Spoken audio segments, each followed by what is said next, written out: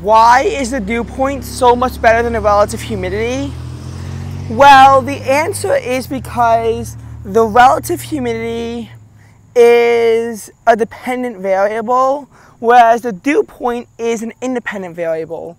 By the way, yes, the sun is getting earlier. It's currently 7:13, and yet the sun is about to set. You can see it right there. Temperatures are currently right now in the low 80s. Dew point in the upper 40s. Although dark sky is saying they're in the mid 50s, because as usual, dark sky will always say the dew point is higher than what Apple weather is. Regardless, dew point is still at very tolerable levels, especially when compared to yesterday. Yesterday was a very hot, very humid day, and today was hot, but low humidity made it feel better. In the spring, I would always complain about these warm but not humid days, saying that it would feel too desert-like for me.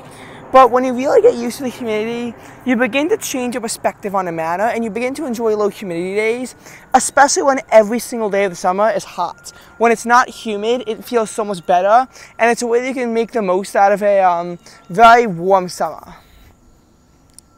Having said that, though, there's something that I want to say. Ooh, one of my tweets got a like. The thing is that dew point is much better than relative humidity. And on your iPhone, you can only find out the dew point if you're on iOS 15 or higher. So make sure you upgrade your phones to iOS 15. There are so many features offered in iOS 15 that are not offered in iOS 14 and before. And dew point is just one of them. The charts are also more interactive, and Fahrenheit values are now exact rather than being from what the Celsius rounds to. So for example, if the high was 80, before it would show as a high of 81, now you'll actually get the high of 80 back. And it just looks nicer. It looks better. And when you see a phone from something before iOS 15, you'll see how ugly it looks compared to iOS 15 and after.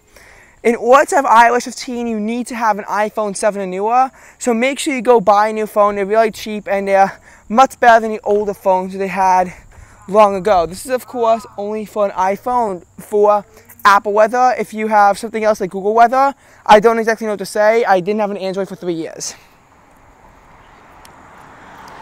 Moving on from that. So, the reason why the dew point is better is, again, it's an absolute value. So let me talk to you about how relative humidity works. Say that you have a morning that's 75 degrees at max humidity. It's very foggy.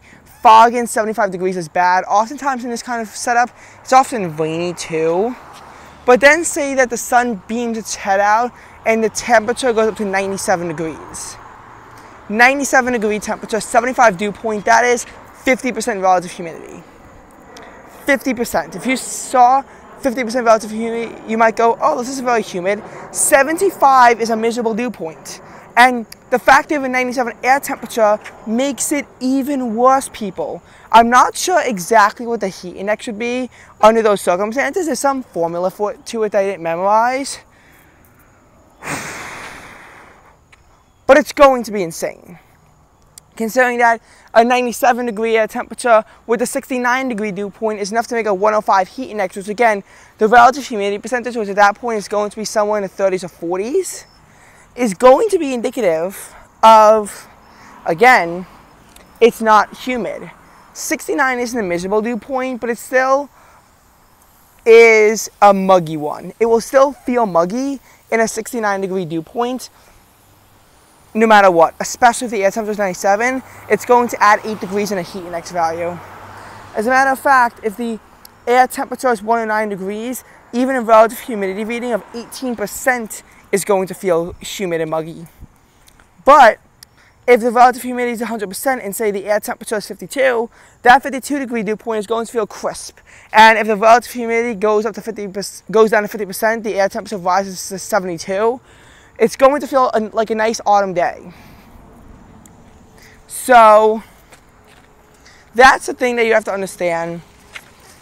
Relative humidity depends on the temperature, and as such, it's not always exact. You can sometimes get a gauge of this. Like for example, if you see fog or dew and it's like in the 60s, you know it's going to be humid. Especially because in these cases, dew points tend to rise throughout the day once there is more room to hold more moisture. This has happened several times this year where we have had low temperatures and then dew point spikes. Like on July 1st, where we had a low of 68 and a dew point then spiked to 75 as the air temp made its way up to 84. Or on May 21st, where we had a low of 60 and a dew point spiked up to 71 as the air temp made its way up to 90. This kind of stuff happens all the time. And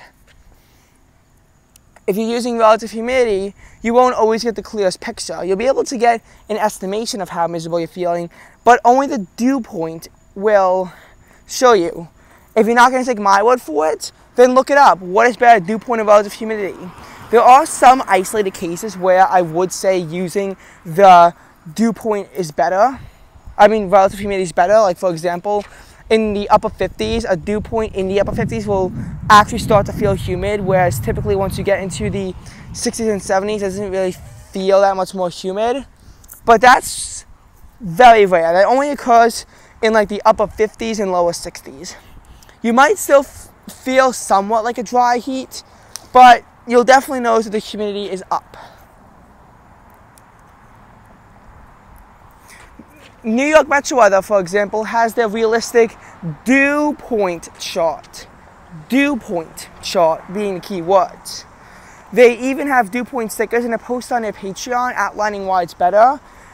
They made this post free, the 63 exclusive post. I don't think I have the money to buy it, where they say that it's 95 and a dew point of 75 with a relative humidity of 52%. So under circumstances that would be considered miserable by anyone, the relative humidity is only in the low 50s. Yeah, that is why the dew point is just so much better as a metric than relative humidity. It's a lot better for measuring someone's comfort, especially because the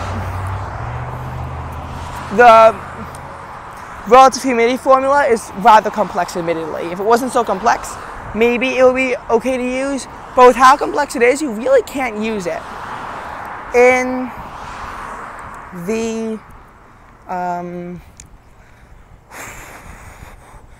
the range where 50% relative humidity begins to become humid, that's about an 80-degree air temperature, which will often lead to a 60-degree dew point, which typically leads to a heat index of 81 to 82 degrees.